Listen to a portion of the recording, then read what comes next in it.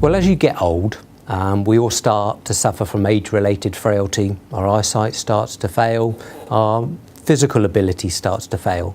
And I think it's very difficult as you're getting old to actually identify those failings. And I think it's very difficult for families and friends to speak to people about their driving and whether they should be still driving.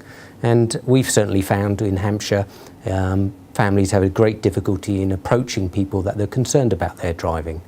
And therefore what we're trying to do is raise awareness of what there is out there for people so that people can be aware to regularly get themselves assessed, make sure their eyesight is up together, and they regularly speak and get advice from their doctors. Unfortunately, in my role, working for the Road Death Investigation Team for Hampshire Police, we do tend to come across and get involved in a number of the serious collisions and fatalities that happen on Hampshire's roads.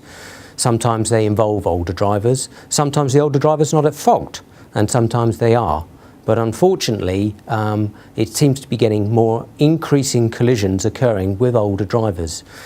Collisions that sometimes can cause minor injury to a younger person can cause serious, or if not fatal, injuries to an older person. And therefore, we need to be aware of our abilities when we're driving on the road. We need to be aware of our safety and take extra care, especially as an older driver, when you're carrying out difficult or maybe risky manoeuvres. Many older drivers have been driving for many, many years. They classify themselves and are experienced drivers. However, when was the last time they looked at the highway code? It's changed many times, and we need to read through that, all of us, and regularly refresh our knowledge on that.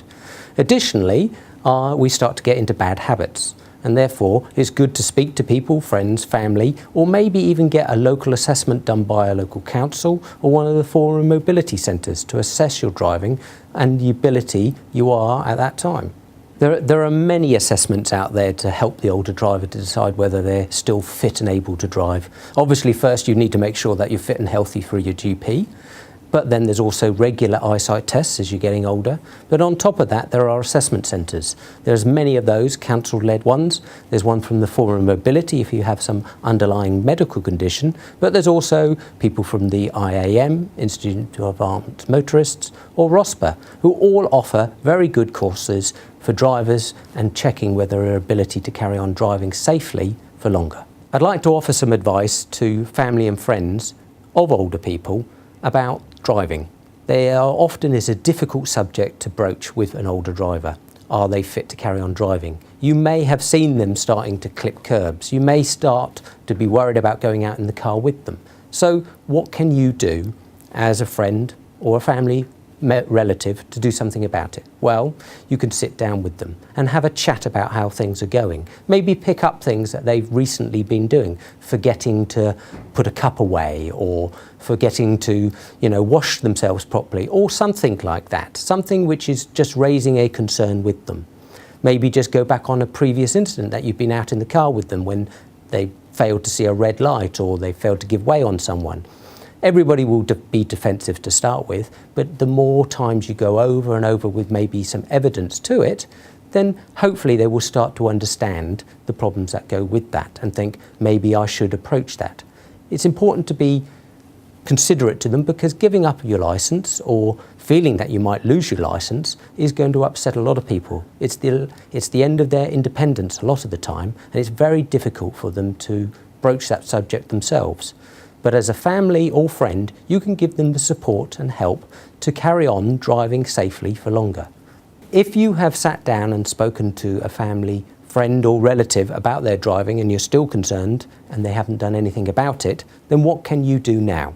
Well, there's a number of options open to you. First, you need to tell them that you're not happy with them not doing anything about it and that you will make some actions against them. Then you have a number of options open to you. You can either contact the local GP, that's their doctor, and speak to them about it. Quite often though, they will say under confidence they can't talk to you about this. But I think it's important that you bring up your concerns with them. They may very well be able to act because they have evidence and hearing you as well, be able to write to the DVLA about their concerns because your evidence might be something they didn't know about. Secondly, you can speak to the police about it. You could phone the police or email the police about your concerns of that particular driver. There's even Crime Stoppers. If you contact them, you can do it anonymously if you're concerned about that person's driving. The police will always look into all allegations of dangerous driving or drivers who shouldn't be on the road. To sum up, it is extremely important you do something about it. Don't ignore it and hope it goes away. Too many people have died on our roads when that has happened. It is important for you to act. Contact a GP. Speak to the police. You can even write to the DVLA yourself, but do something about it.